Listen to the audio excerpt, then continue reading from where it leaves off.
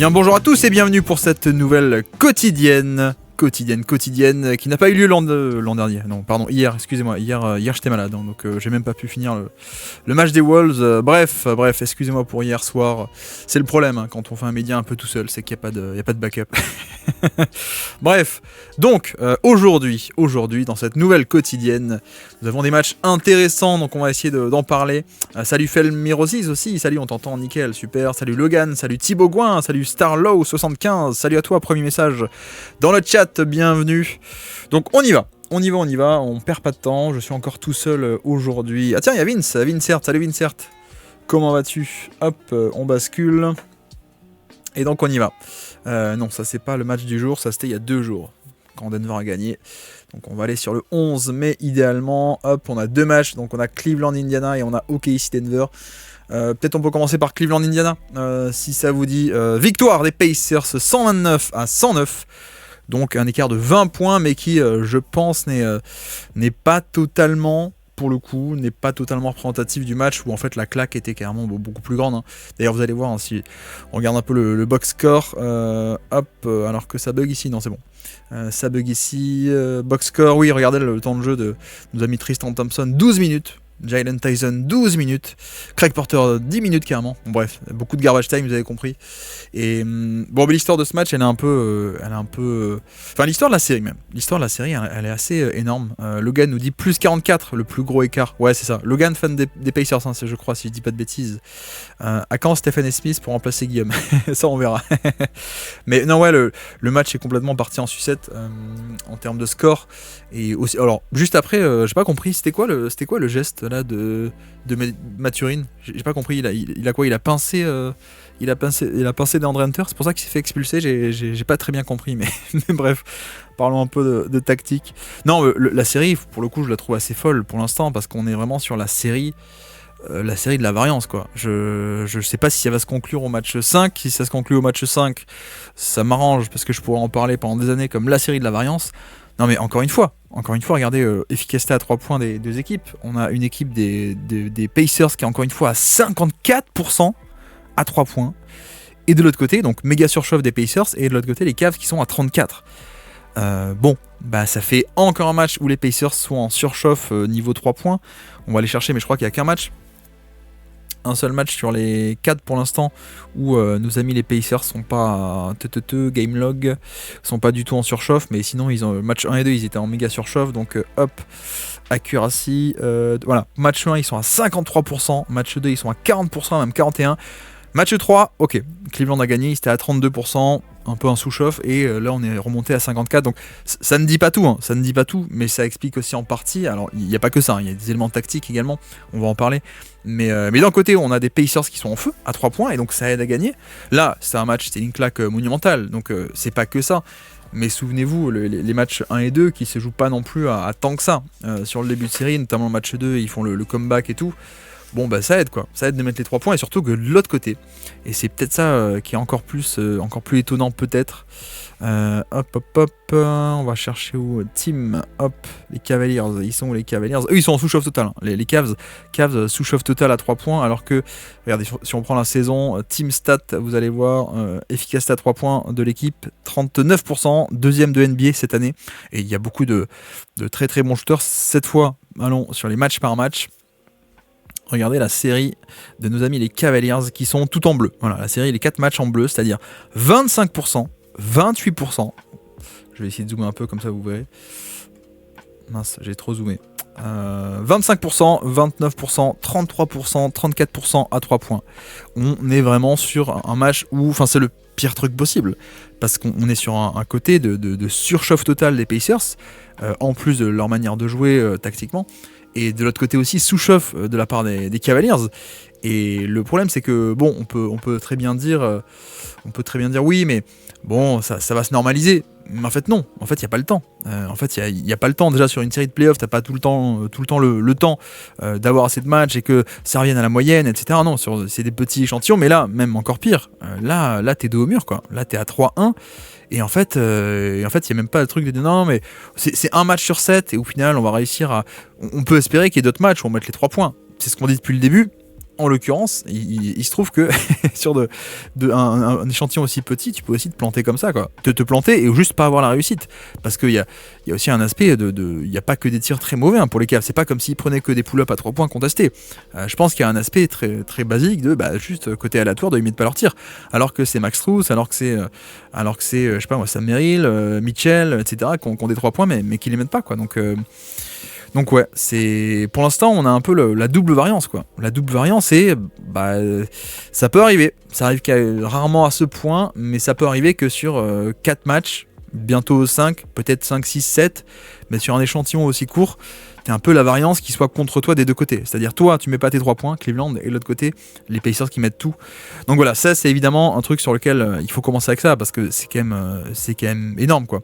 Et il y a plein de possessions. Alors, il y a des possessions très très bien gérées.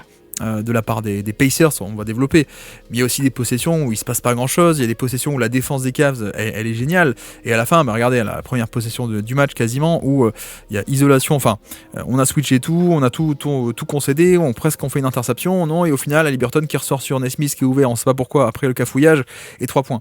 Et des comme ça, il y en a eu plein, et il y en a eu plein toute la série. Donc ouais, c'est un peu notable. Là pareil d'ailleurs, on peut enchaîner directement, vous le voyez, peut-être je vais le mettre en plein écran. On retrouve notre zone 3-2 côté Cavs, la zone qui avait fait autant de dégâts sur le match 3 qui leur a permis un peu de gagner ce match 3. Donc la zone c'est quoi? C'est Mobley dans la ligne du haut, les 3 en haut qui font un balayage, donc les deux petits un peu fragiles, mais surtout Mobley en plein milieu de cette ligne de 3 pour faire un peu ce fameux balayage horizontal et offrir un premier rideau de très grande qualité. Et le truc c'est que le secret c'est qu'on a aussi donc Mobley devant, mais Jarrett Allen derrière. Donc Jarrett Allen c'est pas non plus Gobert, mais c'est quand même un pivot, protection de panier, etc. Donc il y a un peu cette double assurance. Le problème c'est que ça a bien marché sur le match 3, donc quand ils l'ont fait. Là, les Pacers ont trouvé des solutions. Alors, il y a des solutions, c'est juste, on met les tirs, comme ici par exemple. Vous voyez que la balle, hop, va à Siakam qui ressort ensuite à Nembhard où Mobley est pas loin. Mobley vient un peu faire un dig, comme on dit D-I-G, il digue le ballon, là, hop, je viens un peu. Donc je m'écarte un peu et Nembhard finalement se réécarte.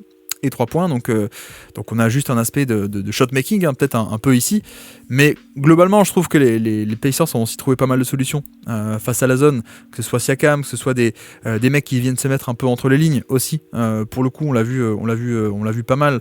Alors j'ai pas mes extraits vidéo sur moi, là j'ai pas réussi à les convertir, mais si on va voir un peu les paniers de Siakam, je pense qu'on va en voir un aspect où parfois il vient se mettre pile entre les lignes, il est donc soit le point de relais, soit sinon on isole, ça se transforme aussi en post-up, comme là vous voyez ici.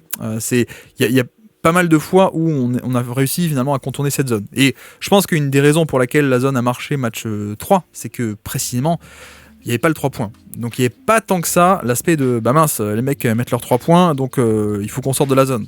Là si, là les 3 points sont tombés, donc forcément la zone finalement on a fini par dire non, on peut pas continuer à protéger l'intérieur parce que les mecs à l'extérieur ils mettent leurs tirs, quoi. Donc c'est un peu résumé grossièrement, mais c'est quand même un peu l'idée, quoi, pour le coup. Donc voilà, c'est aussi un des points clés de ce match, c'est à quel point cette zone a été mise à mal par les ajustements aussi, ajustements de la part des Pacers. Alors on peut les détailler, mais c'est comme on a vu tout à l'heure, c'est par exemple on met 3 mecs 3 versus 3 sur la ligne du haut et on fait s'écarter les mecs un peu sur chacun de son côté, comme ça isole bien Mobley contre un shooter tout en haut. Voilà, plein de trucs et astuces comme ça. On fait venir du Miles Turner entre les lignes, on fait venir du Siakam entre les lignes de la zone aussi, toujours très très utile. Et l'intérêt d'une zone c'est ça, c'est que tu te mettes entre les deux lignes. Là pareil, là qu'est-ce qu'on fait simplement? Vous voyez que c'est la zone, donc on a une ligne de 3 avec, il me semble que c'est une ligne de 3 ou alors c'est juste un switch, mais bref, isolation et Siakam qui va aller prendre du Ty Jerome. Ah oui, j'ai pas dit ça non plus, je l'ai pas dit. Excusez-moi. Mitchell n'a pas joué, je crois, la deuxième mi-temps. Enfin, en tout cas, moi, j'ai stoppé dans le troisième quart-temps. Je crois que je l'avais pas revu. Il a pas démarré, en tout cas, la deuxième mi-temps. Est-ce que vous avez des nouvelles là-dessus sur l'état de santé ou pas de Mitchell? Qu'est-ce qui s'est passé? Pourquoi est-ce que Ty Jerome a démarré à sa place à la deuxième mi-temps? J'aimerais bien avoir des infos si vous en avez.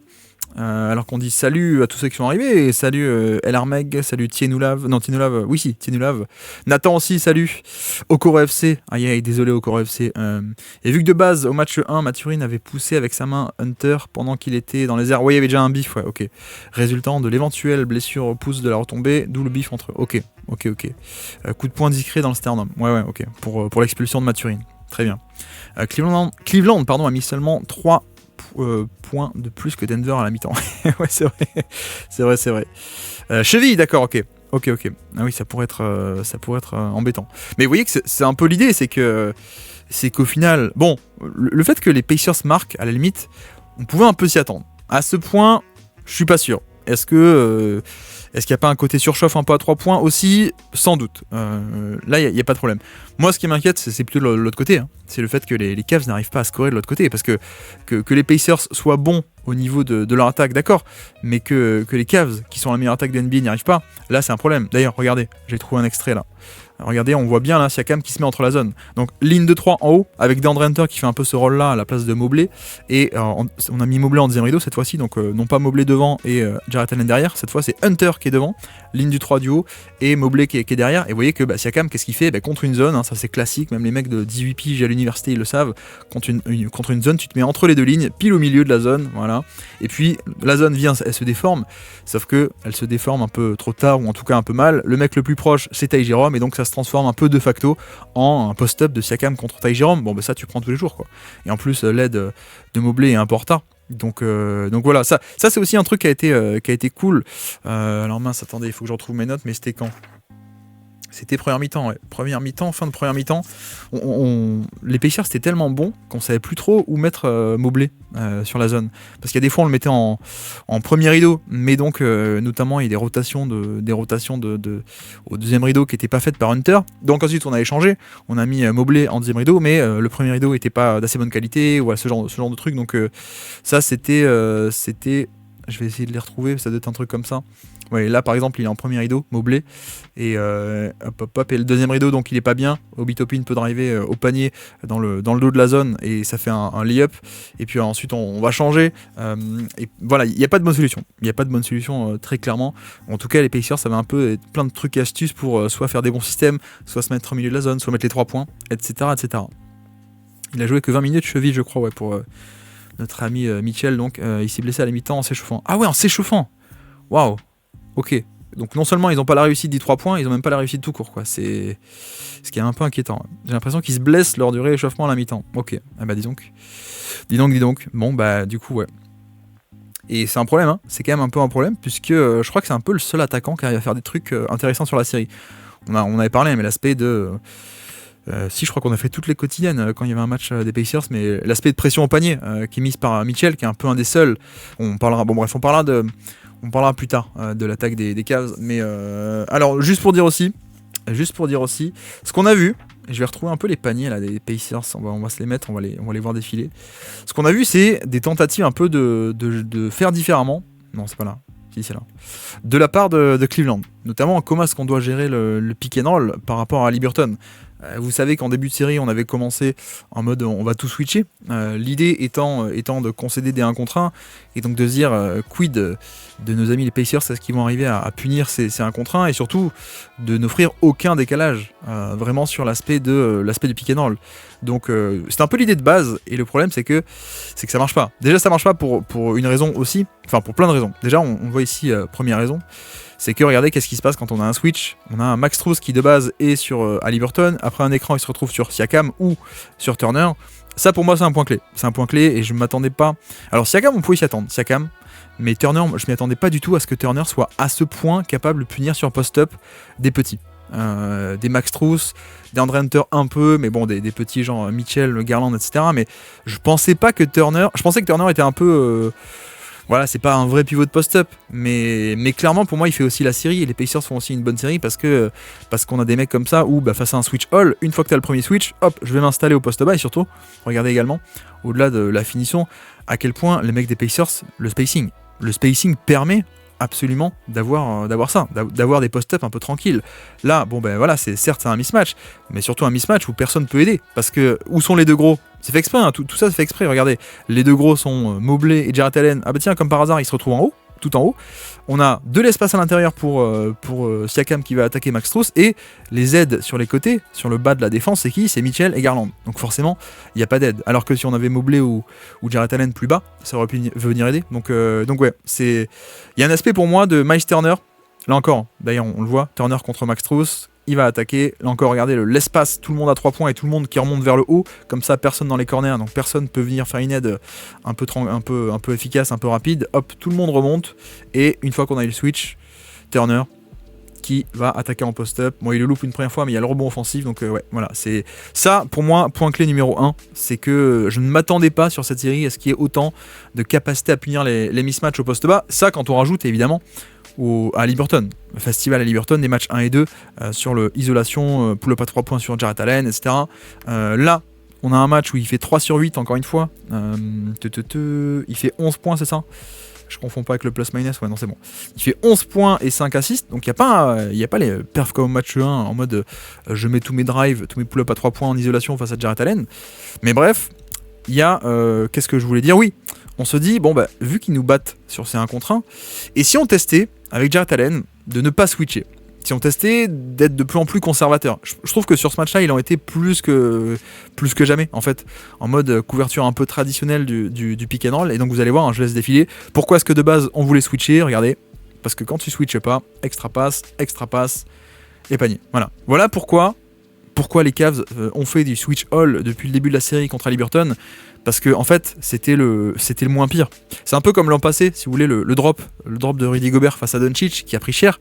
Mais sauf qu'en fait, le drop a pris cher, mais tout autre type de couverture aurait pris encore plus cher. Faire un switch all avec Towns ou avec Mike Conley t'aurait pris cher.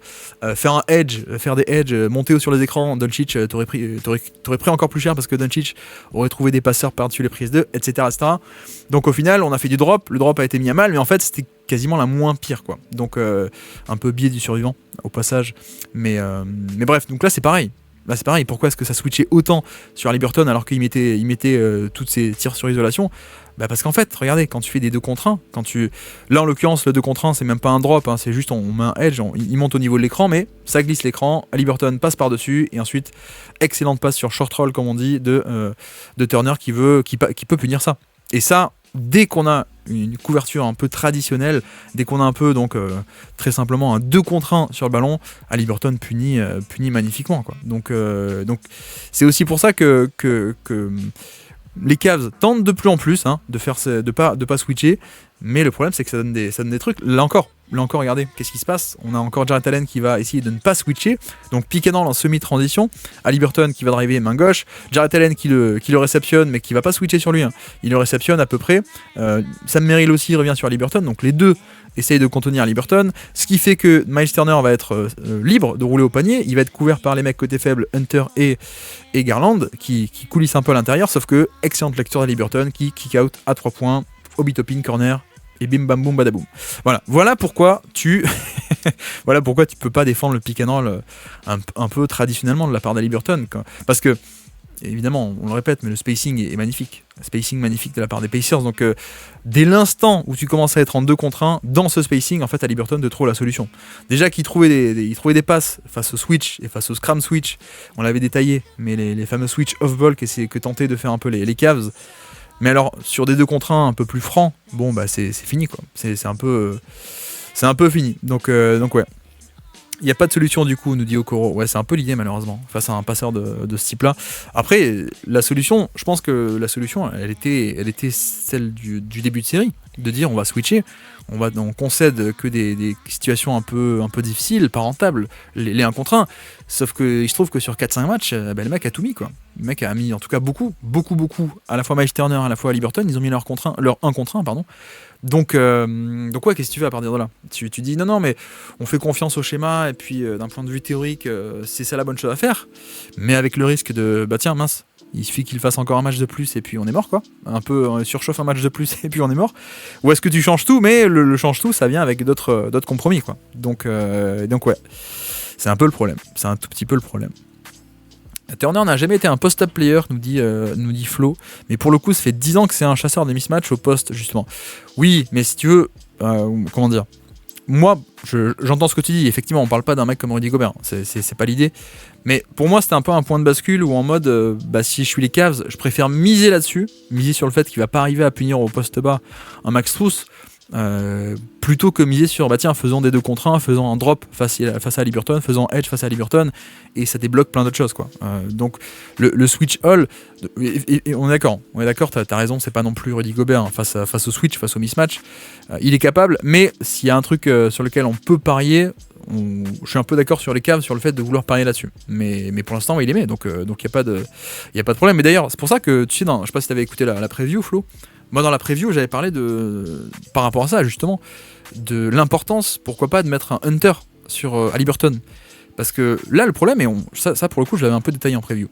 Quand tu mets un Max Strus sur Haliburton, c'est cool pour le pressing tout terrain, c'est cool pour le premier rideau, etc.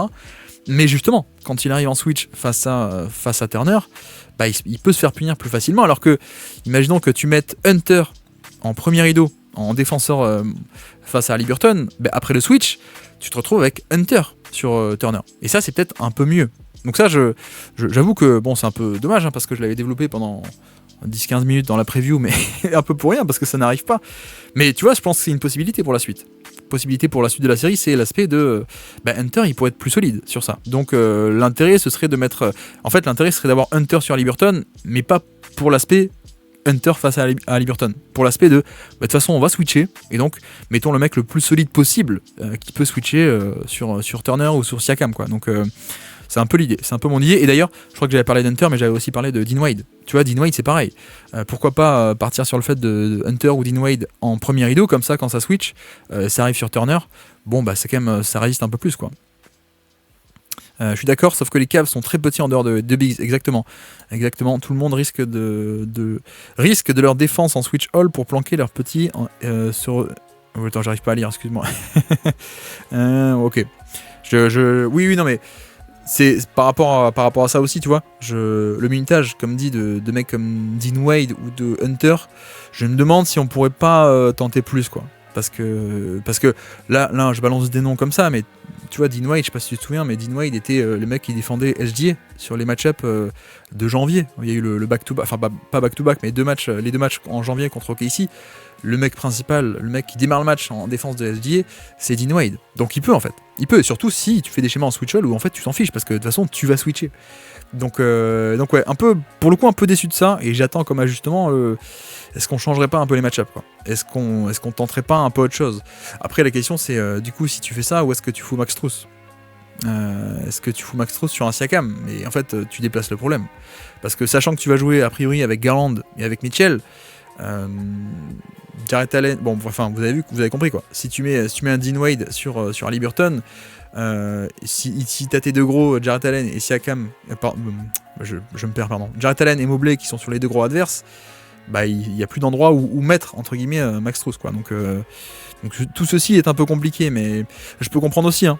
Pour l'instant, Max Strus a quand même est une très bonne source d'attaque, donc t'as besoin un peu de lui. Mais je me demande à quel point il n'y a pas un contre-move à aller chercher en mode faisant jouer plutôt Hunter, quoi, plutôt que Max Strus, en tout cas sur certaines périodes. Mais ouais, très bien. Salut Johnny la Calidad, salut à toi et bienvenue.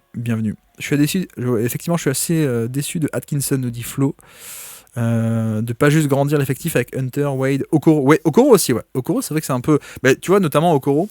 Si tu pars sur des couvertures justement qui ne sont plus un switch, j'aurais bien aimé voir plus de Okoro. En mode, de toute façon on va pas switcher, donc essayons d'avoir le mec le plus pénible possible sur le ballon, et qui va le plus gêner Haliburton. Donc ouais, ça c'est un peu...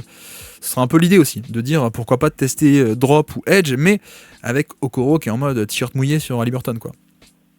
Donc ouais. Est-ce que les équipes sacrifient des matchs quand l'écart est tôt dans le match ? Oui, souvent oui. Souvent c'est un peu l'idée, ouais.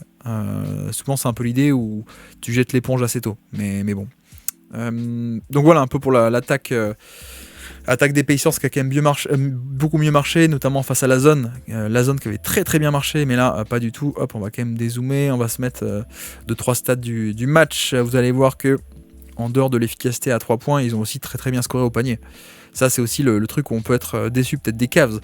Mais les Cavs concèdent une efficacité au panier de 78%. D'habitude, c'est l'inverse. D'habitude, les Cavs autorisent pas mal de tirs au panier, en termes de fréquence, mais c'est pas grave parce que en fait on autorise le ballon à aller proche de l'arceau, mais ensuite on va aller effacer le tir avec Jarrett Allen, avec Mobley. Là pour le coup sur cette bataille un peu macro, c'est plutôt les Pacers qui imposent leur style, c'est-à-dire aller pas au panier, mais quand on y va on est efficace. Et donc ouais, là on a clairement cet aspect-là. Et puis également, bon, c'est toujours un peu trompeur, hein, mais là vous voyez que les stats en transition n'ont pas l'air si immenses que ça. Techniquement là il y a marqué 7% de fréquence de contre-attaque, fréquence de transition. Bon, il faut aussi savoir, on le rappelle à chaque fois, que les stats sur les Pacers sont pas intéressantes parce que une transition démarre à partir du moment où, enfin, elle démarre après soit une interception, soit un rebond, alors qu'on sait que les Pacers, ils accélèrent parfois même après des paniers qui ont été encaissés, et que parfois c'est pas de la transition, c'est de la semi-transition, où on n'est pas sur la pure contre-attaque, mais on a créé un match-up en accélérant, et puis finalement ensuite on va attaquer le match-up, mais le match-up a été obtenu en transition, même si le panier est mis sur jeu posé. Bah ouais, donc c'est un peu l'idée, mais je trouvais que là c'est pareil, hein, je crois qu'on a vu assez tôt. Je crois que c'est un panier de. Je vais essayer de le retrouver. Un panier de Turner qui part sur une pistol action. Pistol action sur le côté entre. Voilà, c'est celle-là. Entre TJ McConnell. Et donc vous voyez McConnell ici sur l'aile et Haliburton. Et le but c'est quoi? C'est d'impliquer et Garland et Sam Merrill. Donc fin de pick and roll entre les deux sur le côté. Finalement McConnell refuse l'écran, il pénètre plein centre. Qu'est-ce qu'on a éloigné du panier? C'est Jarrett Allen qui est obligé de défendre dans le périmètre à 3 points Miles Turner. Donc là la voie est libre. Sauf que Jarrett Allen descend pour défendre. C'est dur à dire, surtout avec ma diction. Mais voilà, et donc Turner ouvert à 3 points. Et ça là, il n'y a rien, quoi. En termes de schéma, il n'y a pas grand-chose. En termes de système, il n'y a pas grand-chose. Ce qu'il faut voir, c'est la philosophie. C'est d'un point de vue stratégique. Pourquoi on fait ça? Qui est-ce qu'on place où? Là, c'est pas un système complexe. C'est pas du tiens, toi, tu fais l'écran là, ensuite tu ressors, ensuite tu fais un angle à 45. Non. Là, c'est juste profiter du spacing et aller cibler les petits aussi. Aller cibler les petits des Cavs où finalement, il n'y a pas ce rempart, il n'y a pas ce premier rideau. Donc. Après, ça on le sait, on sait que les Cavs, il n'y a pas un premier rideau de défense qui est monstrueux, on compte un peu sur le deuxième rideau, sauf que les Pacers ils disent, nous votre deuxième rideau, on le neutralise de par nos bigs qui savent shooter, donc c'est aussi l'idée quoi. C'était comment les rebonds? Ouais, effectivement, tu fais bien d'en parler, je voulais le faire. Les rebonds, c'était... Les Pacers ont encore gagné ce match-up. Je voulais en parler quand en parlant de l'autre côté, d'ailleurs on peut faire la transition, mais effectivement les Cavs ont perdu cette bataille du rebond offensif pour le coup, et les Pacers ont pris pas mal de ce genre de seconde chance, seconde opportunité, aussi parce que c'est tellement la débandade dans la défense des Cavs, parce que quand justement tu essaies d'éloigner du panier un Jarrett Allen ou Mobley, ou alors quand tu es en zone, ou voilà ce genre de choses, il n'y a pas chacun qui est sur son mec, il n'y a pas chacun qui est sur son match-up, donc de base c'est pas une défense qui est si fantastique que ça pour défendre le rebond. Mais quand en plus donc défensivement tu cours un peu partout, ou alors tu es en zone, ou alors et que de l'autre côté les mecs ils sont à fond les ballons, un peu ils sont portés par l'ambiance, mais surtout il y a une question je pense de stratégie, de allez on attaque le rebond, ça donne des bons résultats. Et le problème c'est même pas tant que ça, le problème c'est que de l'autre côté eux ne sont pas arrivés à aller au rebond. Mais allons-y justement, je ne sais pas quoi vous dire. Hein. Je ne sais pas quoi vous dire pour l'attaque des Pacers, des Cavs, qui a juste pas été bonne du tout en fait.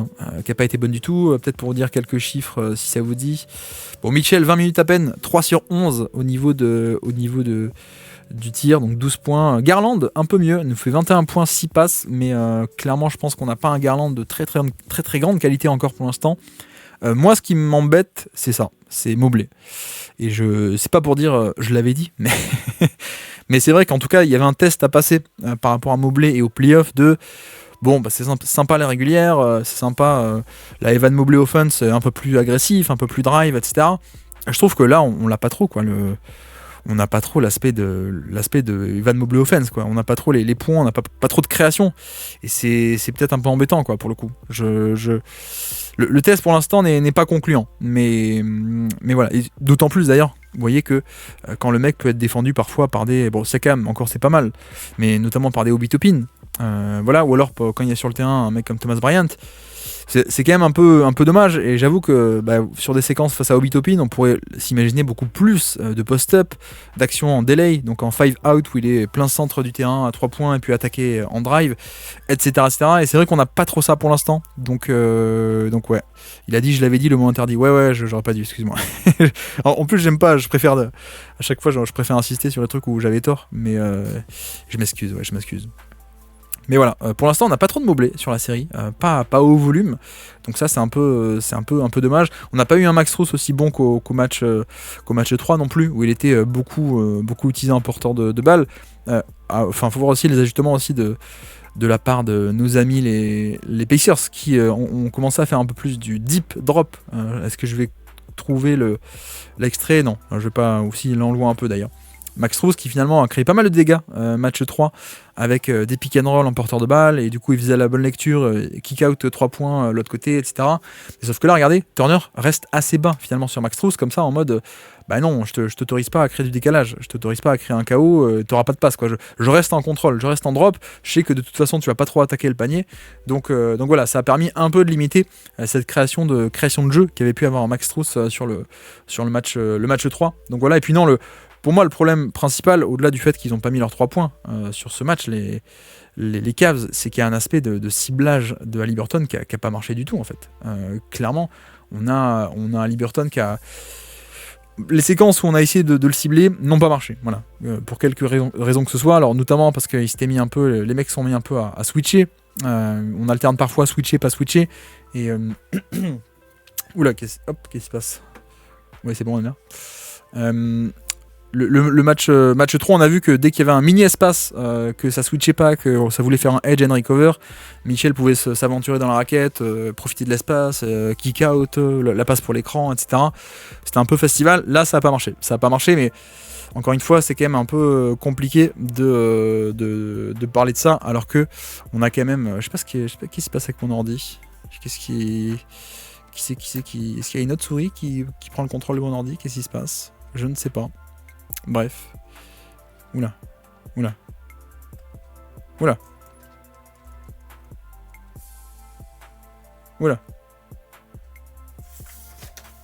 Qu'est-ce qu'il me fait lui? Est-ce qu'on m'entend ou pas? Yes, on m'entend, merci Vince. Ok, très bien. Eh ben, je ne sais pas ce qui s'est passé. Veuillez m'excuser. Je ne sais pas. Call 911, ouais. Ouais. Bref, donc voilà pour ce match. L'absence de rebond offensif, comme dit, qui a fait du mal. Mais en fait, on avait détaillé l'aspect de pouvoir aller au panier et générer des bons tirs. Là, c'est pas du tout le cas. Donc, pas de tir au panier, pas efficace. Alors, des lancers francs, ça c'est cool. Mais globalement, en plus, je crois que c'est ça aussi le principal, c'est qu'on est juste tombé sur un match, le match pourri de chez pourri, quoi. Parce que regardez, on a aussi 22 turnovers sur le match. Et... Ah super, on n'aura pas les vidéos de ça, dommage. Ça c'est un peu dommage. Non, même pas? Non, et pas. Bon, mais pas mal de turnovers qui ont été pas forcément forcés, comme on dit. Donc ça c'est toujours un peu dommage parce que c'est juste des paires de balles un peu bêtes, tu dribbles sur le pied, l'exécution qui est pas bonne, etc. Donc bref. Voilà. Voilà pour ce match, on peut donc passer au deuxième si ça vous dit. Hop. Le deuxième, il est là. Donc le deuxième match de la soirée, c'était OKC contre Denver. Victoire de nos amis de OKC 92-87. Hop. Alors attendez, j'arrive pas à voir le chat. Qu'est-ce qui se passe encore là? Aïe, décidément. Ok, bref. Allez. Donc victoire de OKC 92-87, vous l'avez vu, donc ce qui était un match défensif, ô combien défensif, hein. Ça c'est peut-être le match le plus défensif qu'on ait jamais vu de mémoire récente sur les playoffs. Le fameux match où les Nuggets ont tenté de battre le record de airball, c'est ça? Ouais, non mais on a clairement eu affaire à... En fait, les plans défensifs des deux équipes ont marché et surtout les deux stars offensifs sont quand même largement contenus en face. Donc ouais. On allait voir le match dans un bar avec un pote. Il est parti à la fin du premier quart-temps, c'est ça? Ouais, non mais en fait, on a deux aspects. Le premier, c'est un peu le plan de jeu qui fonctionne parfaitement de la part de Denver par rapport à HDA, l'aspect de les stunts, boucher le terrain, rétrécir le terrain, et finalement le forcer un peu à lâcher la balle. Donc voilà, c'est pas que quand vous voyez que HDA, encore là, il fait 8 sur 19, 25 points, c'est pas cata, mais le match 3, après la défaite de OKC, il y avait un aspect de ouais non mais il est nul, il joue pas assez.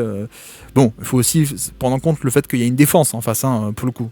Faut pas oublier qu'il y a un truc en face. Hein, c'est pas le mec qui décide de pas prendre le tir ou de pas mettre les tirs. Non, il se passe aussi des trucs en face. Mais bref, donc l'aspect de stunt en fait, de bouchage de terrain, de forcer SGA à lâcher la balle, qui a bien marché, qui a encore bien marché, mais qui a bien marché aussi. Pourquoi parce qu'on était en zone sur quasiment l'intégralité du match.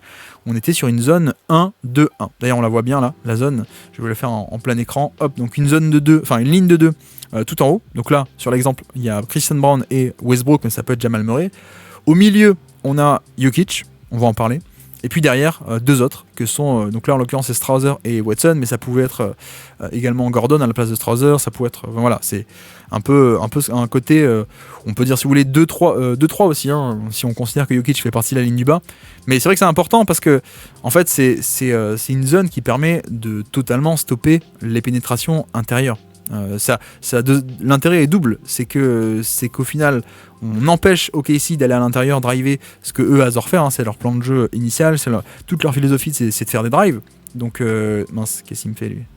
Donc quand tu te mets en zone, ils peuvent pas pénétrer plein centre, en tout cas la majorité du temps. Et puis deuxièmement, c'est que tu déplaces un peu le problème et tu forces un peu les mecs à te battre à 3 points. Et ça, ils n'ont pas été capables de le faire, encore une fois. En tout cas, pas sur une certaine partie du match, mais vous voyez qu'encore une fois on peut commencer par là. Match défensif parce qu'on a une équipe qui shoot à 25,6% à 3 points, donc 25, et l'autre également à 25. Donc si on se concentre attaque OKC, peut-être on commence par là, face à cette zone, c'est clair que non seulement on n'a pas pu aller au panier, 15% à peine de tir au panier, c'est quand même pas beaucoup. Heureusement les lancers francs ont un peu sauvé ça, côté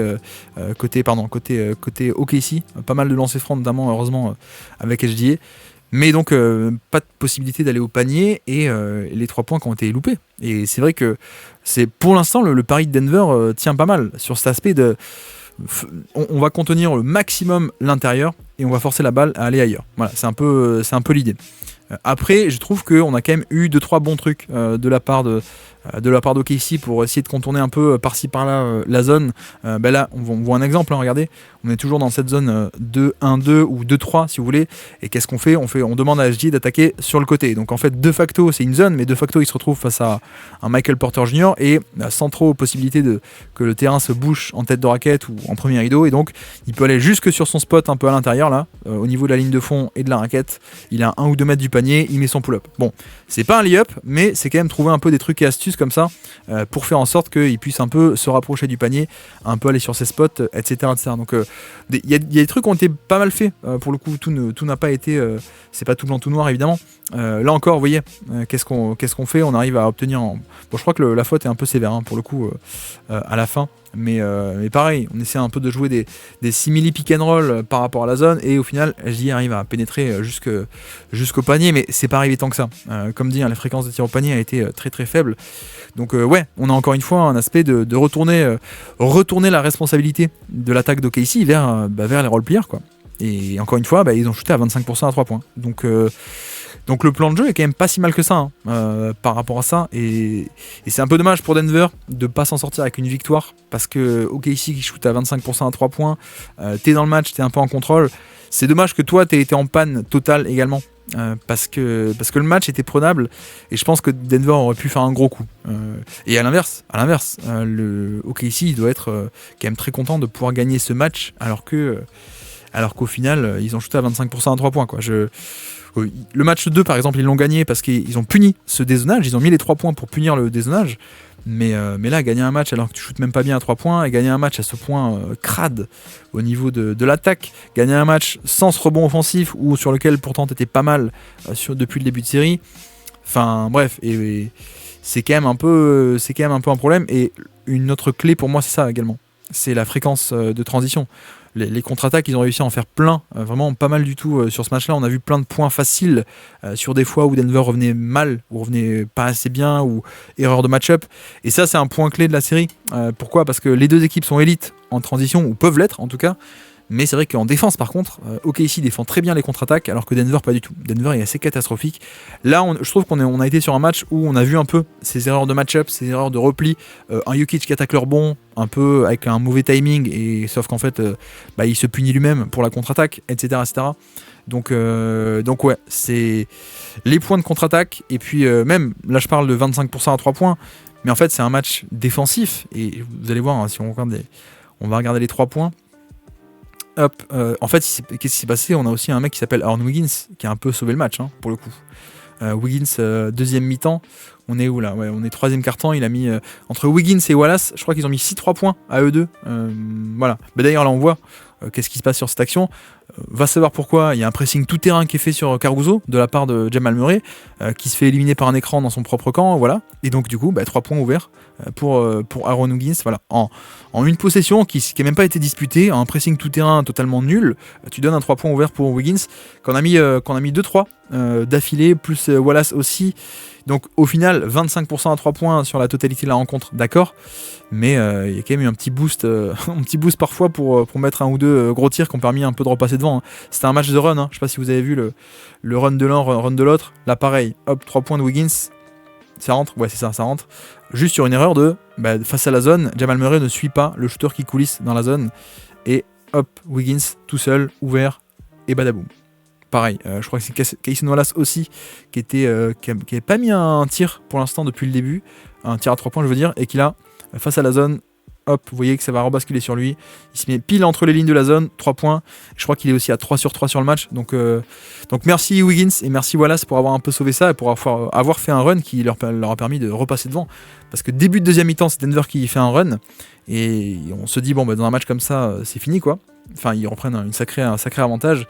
En fait, non. Merci Wiggins, merci Wallace qui permettent de recombler l'écart. Et puis après, la fin de match a été très mal gérée de la part de Denver. Le niveau capacité à générer des tirs de qualité. Mais bref, voici un peu. Ce qu'on peut dire aussi, mine de rien, c'est qu'encore une fois, on est sur un match où, tant mieux pour OKC, il gagne sans ça. Mais Chet, qui est censé être un des mecs qui met des 3 points pour punir le dézonage, que ce soit dézonage sur de l'homme-homme, sur les stunts, ou donc la fameuse zone, défense de zone complète. Pour l'instant, Chet il n'est pas du tout dans sa série, niveau 3 points. Williams aussi, qui est à 0 sur 5, ça n'aide pas, même s'il a été bon avec le... Ah, quoique non, sur ce match-là, il n'a pas été bon. Je pense plutôt au match... C'était le match d'avant qu'il avait été très bon. Mais qu'est-ce que... Non, c'est Isaiah Joe aussi. Isaiah Joe qui a joué 3 minutes le match d'avant, 7 minutes ici, 0 sur 3 encore, alors que lui c'est vraiment le mec, c'est un des mecs où tu te dis lui il faudrait quand même qu'il mette ses 3 points. Pareil, on a fait jouer Jalen Williams, alors on peut se permettre aussi, pourquoi? Parce qu'il est pas tant que ça ciblé par Jokic de l'autre côté, donc on peut se permettre d'avoir Jalen Williams sur le terrain, un peu pour cet aspect de spacing et de pick and pop. Il a pas mis un 3 points sur ce match là non plus, donc ouais c'est un peu, bref, vous voyez un peu l'idée quoi, on gagne ce match alors que il n'y a pas du tout cette... On gagne les matchs alors qu'on n'a pas puni la zone, c'est un peu l'idée. Et la zone a marché sur SGA relativement, et elle a surtout marché sur Jalen Williams. Parce que autant SGA, même face à une zone, on arrive à trouver à peu près des solutions, un drive par-ci par-là, autant pour le coup, Jalen Williams a été bien contenu, et je pense que c'est peut-être ça l'avantage principal. La zone avait été un peu faite, match 3, mais pas à ce point, pas là, comme là, quasiment à 100% du match. On a vu un Williams qui avait été bien meilleur, match 2, match 3, sur son drive, sur son attaque. Là, on a vu qu'il a été plus facilement contenu par rapport à ça. Donc voilà. Et puis l'autre aspect, d'ailleurs, je crois que j'ai noté quelque part ou dans ma tête, je sais plus. Regardons les stats. Ouais, voilà. OKC quand même 14% de turnover percentage sur ce match-là. OKC perd d'habitude très peu de ballons. Or là, je sais pas si les vidéos seront disponibles, je vais aller voir, mais je trouve qu'on est aussi tombé sur une zone qui a permis de créer plus de turnover que d'habitude. Denver n'est pas forcément une équipe qui va créer beaucoup de turnover. Non, mince, je me suis trompé. Attendez, c'est là. Hop. Denver d'habitude c'est on est en bonne position, on fait un edge, on fait la deuxième défense en rideau, etc. Là, pas mal de paires de balles qui ont été provoquées parce que le terrain est tellement rétréci. Là, vous avez vu paire de balles de Williams par exemple. Enfin bref, il y a un aspect où cette zone a permis de créer un peu plus ce genre de paire de balles, alors que d'habitude OKC est génial là-dedans. Je crois que c'est le match d'avant, match 2, match 3 où ils sont à peine à 5% de turnover, ce qui est un score un peu une anomalie quoi, où ils sont toujours excellents. Là, Là, les lectures sont pas les mêmes. Le terrain est pas le même, l'espace est pas le même, donc plus de déchets côté OKC, et tout ça pour dire que on s'en sort bien, et pas sur un aspect de chance ou de réussite, mais la fin de match a été mieux gérée, donc tant mieux. Le shotmaking, troisième quart-temps et quatrième quart-temps, des role-players à 3 points là, qu'on en mis 3-4 juste assez, et puis voilà quoi, on arrive un peu à voler ce match pour moi. Là, je pense que ceux qui peuvent s'en mordre les doigts, c'est plutôt Denver que OKC. Donc bref, on va pas faire beaucoup plus parce que c'était pas un match passionnant tactiquement à cause de la zone. Le principal, c'était la zone, dirons-nous. Et puis, non, mais de l'autre côté, j'avoue que j'ai rarement vu une série où Jokic n'arrive pas à faire des trucs. Je crois que c'est la première fois que je vois ça. Je vois qu'il y a Antoine dans le chat. Salut Antoine. Est-ce qu'Antoine, tu te rappelles de série où Jokic est à ce point muselé défensivement ? C'est quand même assez impressionnant. Le fait est qu'il arrive à rien faire, quoi. Parce qu'on est vraiment sur un aspect de défense étouffante de la part de... Non, il nous dit Antoine, ouais tu vois. de la part d'OKC. D'ailleurs, on a retrouvé un peu les match-ups de base. Hein. Le match 1, on a tenté Chet Holmgren sur Jokic et puis Hartenstein ailleurs. Non, là on retombe un peu sur les match-ups qu'on avait un peu imaginé de base, c'est-à-dire Hartenstein en premier rideau et Chet qui va plutôt jouer au libéro défensif, un peu partout, hein, un peu placé sur un peu tout le monde.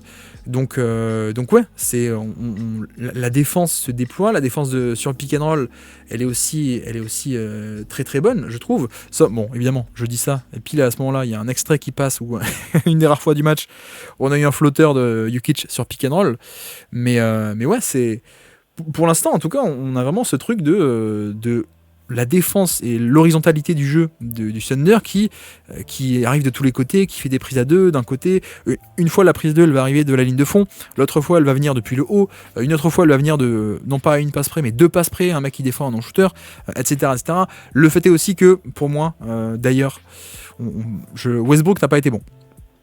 Ce match-là, d'ailleurs, j'ai pas vu les stats. Westbrook, 2 sur 12. Ah ouais, d'accord.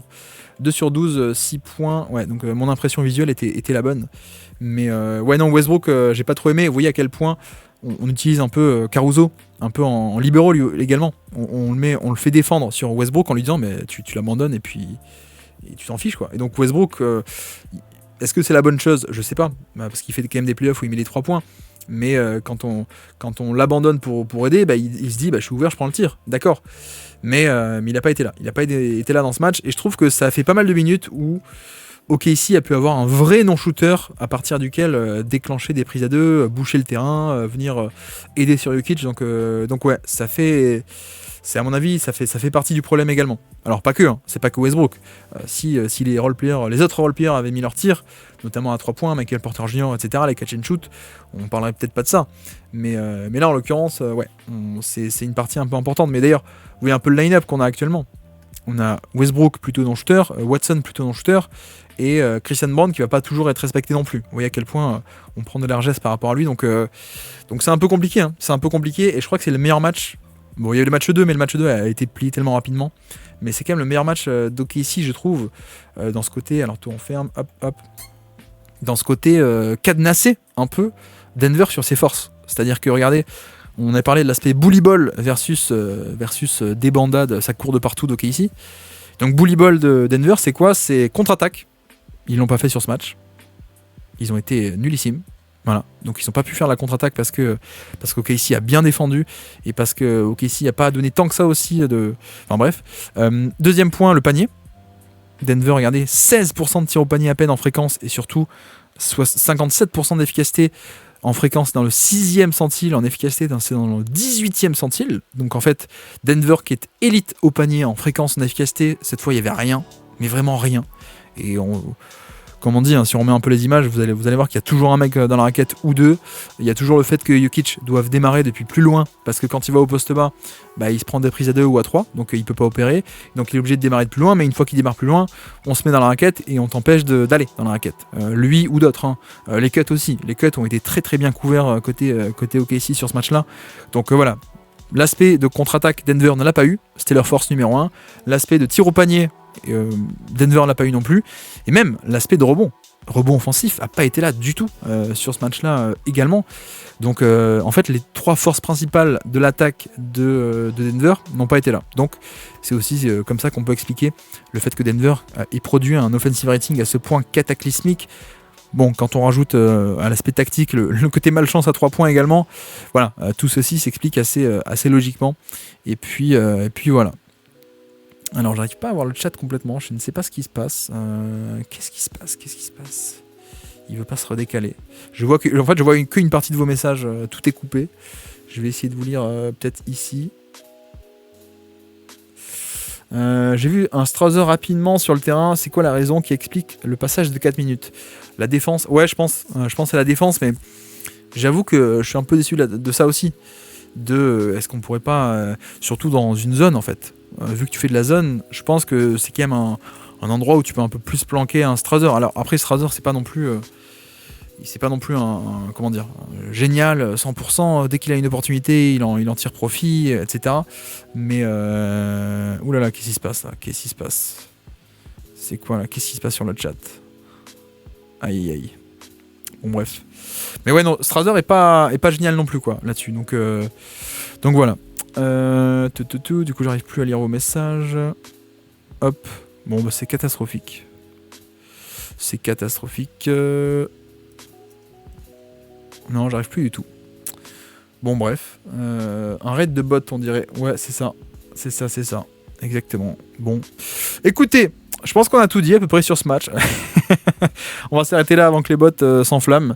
En tout cas, on s'arrête là puisque la zone de Denver a marché et que de l'autre côté, la défense d'OKC a également marché. Donc à voir maintenant comment est-ce qu'on peut arriver peut-être à mieux entourer un Jokic avec du spacing. Donc on parlait de Strausser.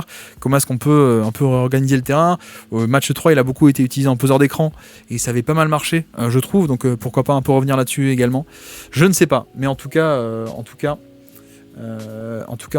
t'arrêtes pas là, ça m'intéresse. Ouais, ok, merci les bots. Bref. Salut à tous, on se dit à demain alors. Ciao.